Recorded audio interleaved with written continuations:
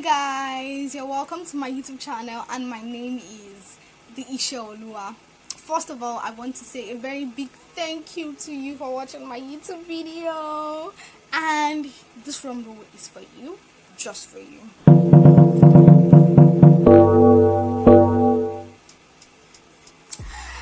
Okay, so let's get to business. Well, I'm going to be doing an overview of what my YouTube channel is going to be about. First of all, this YouTube channel is going to be a platform for me as a creative artist to put out my work and show people what I do. Well, what I'm doing right now is me putting out my craft, mind you. And also, it's going to be a platform for me to, help other creative artists who are trying to navigate this whole creative artistic thing. Well, disclaimer, I'm not saying that I have it figured out. I'm not saying I have it all together. But then,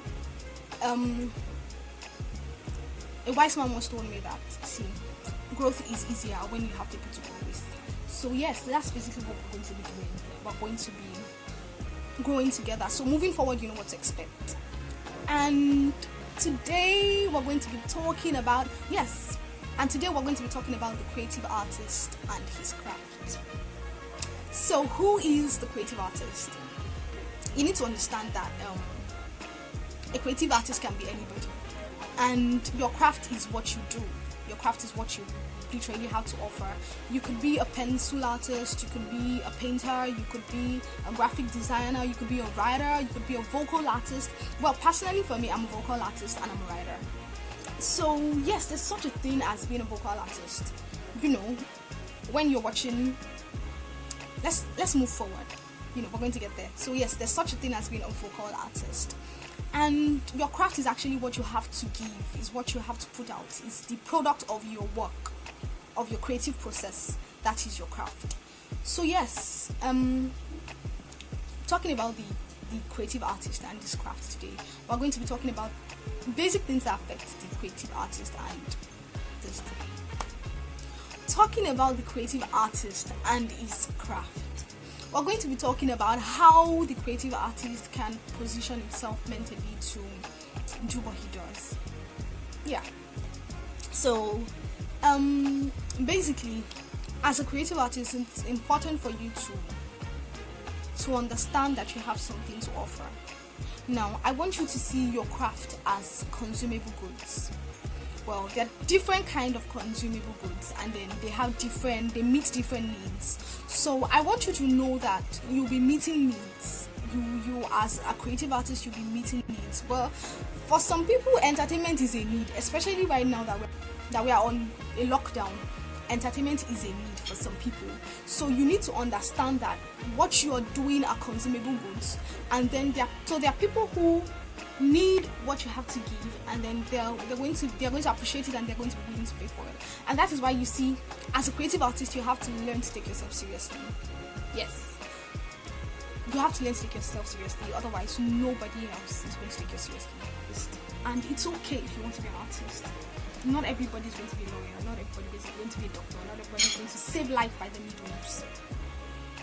Do you actually know that there's such a thing called psychodrama, where you actually can use drama for therapeutic needs, to meet psychiatric needs, to meet medical needs? Yes, there's this guy Atubi on Instagram. He does art for medical purposes, and then he uses his art in medicine. I don't know how that works, but then there's such a thing like that. You just have to get creative. See, I want you to understand that there's always going to be a gap for you to fill out there.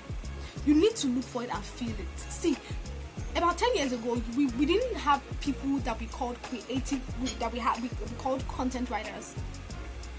But then now, a lot of companies now have the job position of a content creator.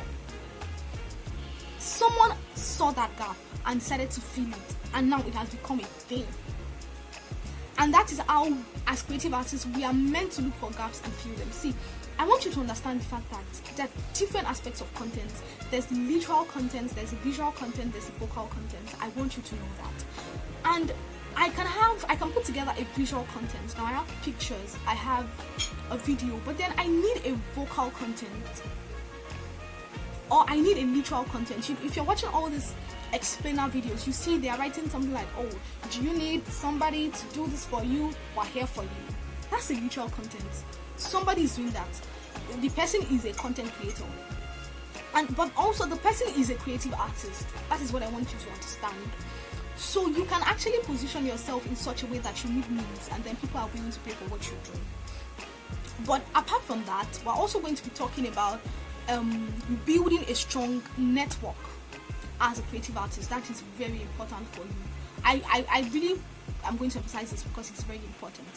I want you to know that as a creative artist, especially when you're building your portfolio like I am right now, you're going to need the help of other artists, people that you're within the same industry. So always learn to build. You have to learn how to build a strong and a good network. Ibuka Washika once said something when she came for this mentorship session in OAU that I attended, and then I remember that she said that in life the greatest asset you will ever have are people, and that's true. The greatest asset you will ever have are people. So you need to learn to build network as a creative artist. When I was in school, I studied theatre arts from the prestigious Xiaomi Mi A3 University. I'm glad that I said that, because I have to say that in this video. Creative. So when I was in the department of theatre arts and I was studying theatre arts, we have different areas of specialization. You could be a media major. I was a playwright major. I majored in playwriting. And you could be a media major, you could be a costume major, costume and makeup major, technical major, acting major. Depends. You have different majors. There's children theater, there's management, theater management, whatever it is.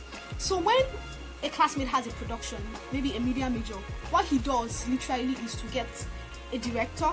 There's directing major, so he gets a director, he gets actors, he gets costumiers, he gets playwrights, and then we work together as a team, and then we build we put in a collective effort, and then we build something tangible out of it. That's what we do, and then it comes out fine. As that's the point I'm trying to make. You necessarily don't have to pay me as a playwright to work for you when you have a project. All you just have to do is just come and sell your market to me. Just come to me and tell me that, oh, I have this project. Oh, when I do this project, as you are going to write dope content for me. When you write dope content, I'm going to, we're going to get a costumier, do this, you show me all the elements that you are willing to put together, and how I'm going to benefit something from it, because, I'm also a creative artist and I have a craft that I'm trying to push forward. So if we do this, what do I stand to gain? That's how it works. So see, forget that people are making money in the industry, people are acting and all of that. But see, a lot of people are in that same industry, they are acting for free. You know why? Because they are good actors, but then they need a platform to show people that they actually can do this thing. They need a platform to show people their craft so that people can believe in them. So they would actually be willing to act in your movie for free, just so that somebody would see them and recognize them as a talent, and then from there they blow. That's how some people blow. That's how a lot of people blow. You have to be able to position yourself in a network of people who would help you achieve your goal. Okay, yes. So as much as it is important to have a mentor, see, it's hard to get a get a mentor in the creative arts industry, because you can't blame them. People are actually under the guise of being under mentorship are copying their craft, so they are trying to protect their own personal space and their crafts too. So it's good to get a mentor if you can, but apart from getting a mentor, there are times when you need people on the same level with you. Don't forget, who are also trying to push their crafts forward, and then they will be willing to support you in what you're doing to enable them push their craft forward. So networking is very important for you as a creative artist. And that's where we're going to come to an end today. I hope you enjoyed this YouTube video, and please, I want you to subscribe to my channel, and I want you to like my video. I want you to drop your feedback to me, because your feedback is actually important to me. So thank you so much for watching this video. Thank you so much, and stay tuned to more videos coming soon. I'll see you guys soon. Thank you so much.